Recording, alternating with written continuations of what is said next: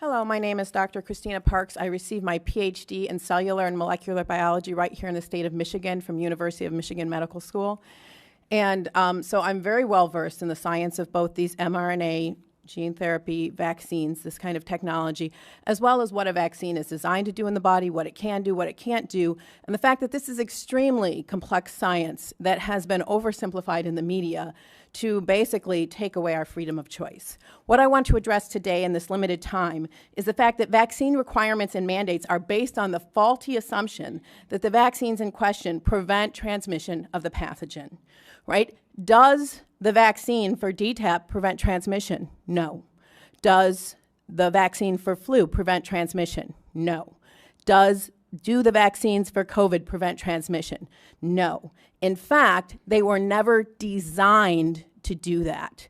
All right, so you're asking, what about this 95% effectiveness? If you look at those clinical trials, they do not say that they prevent transmission. They expressly say that they're measuring whether they attenuate symptoms. So they're 95% effective based on their clinical trials at attenuating symptoms for the first variant, which is essentially gone in our population. Right now, the predominant variant is the Delta, and CDC Director Walensky basically said that these vaccines have no ability to prevent infection by and transmission of the Delta variant. So our policy needs not to be built on the hope of what we think something we want it to do, but what the data actually tell us. So do these viruses do the vaccines prevent the virus from infecting and replicating in the nose and nasopharynx? No. They've only been shown to prevent that replication in the lungs. They're different. The mucosa is very different than the lungs. It's very different than the blood. You inject it to the blood, you make antibodies in your blood. The virus isn't infecting your blood. It's infecting your mucosa, and you don't produce any IgA to neutralize it. In fact, recent studies have shown that the vaccinated, especially with the Delta variant, and the unvaccinated have similar amounts of virus in their nose and throat. In Barnstable, Massachusetts, the CDC tracked an outbreak of 469 cases of COVID. 74% occurred in fully vaccinated, and 4 out of 5 of those hospitalized were vaccinated. All right, so maybe they are mandating this because they just didn't know with the COVID. And so my main complaint is with our health agencies and the CDC, who basically know better and are misleading the public. So let's look at DTaP, which the scientists and the CDC have known since 2014 that the acellular pertussis vaccine does not prevent people from getting infected with the pertussis bacteria and passing it to others. In fact, it was never designed to do that. The vaccine was designed to neutralize the pertussis toxin. Pertussis, we know it as whooping cough. It can be fatal for children under 6 months. So neutralizing this toxin saves lives, all right? I'm not going to debate that. But what it doesn't do is neutralize the bacteria. So what happens is fully vaccinated children go to daycare, they pick up that bacteria, and they come home and they give it to their newborn brother or sister. They get deathly ill, and they go to the hospital. Hopefully, our medical professionals are able to save them. But who do they blame? Now the CDC is blaming anti-vaxxers for the limitations of this vaccine design. I suggest that they be transparent and tell parents that although it is preventing severe disease in their children, it is not preventing transmission because we have created a whole class of asymptomatic pertussis carriers who are increasing the disease. Now, the old DTP vaccine that many of you who are my age or older got did prevent transmission.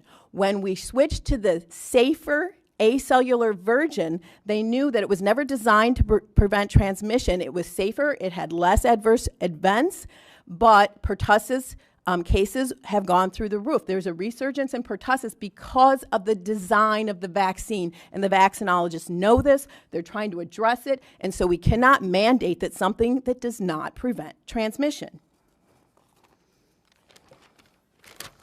All right, what about the flu vaccine?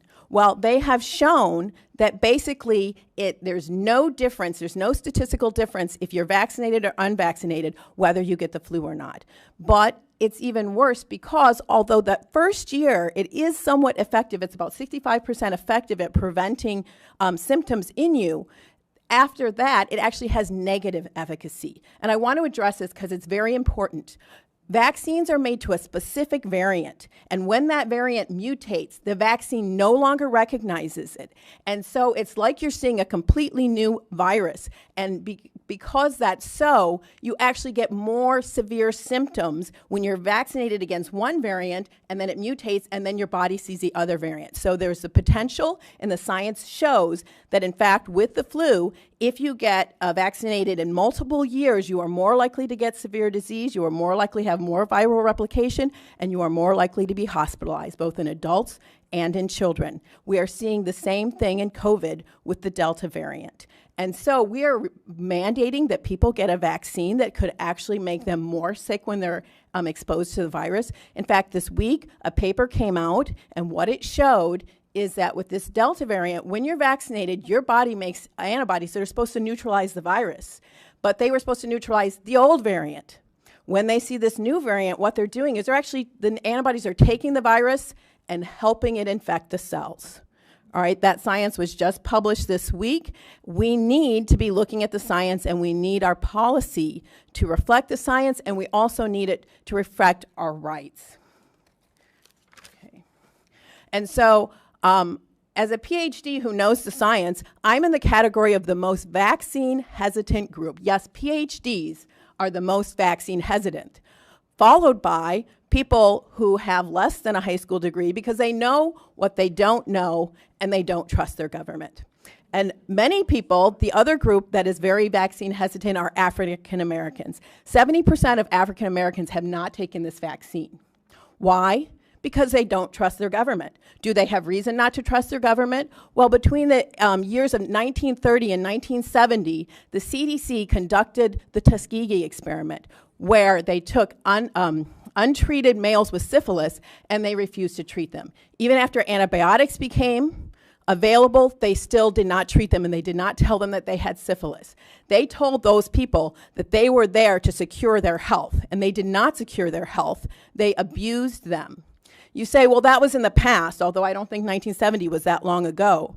Well, in 2012, whistleblower William Thompson came forward and said, we published a study that said MMR does not cause autism, but we lied.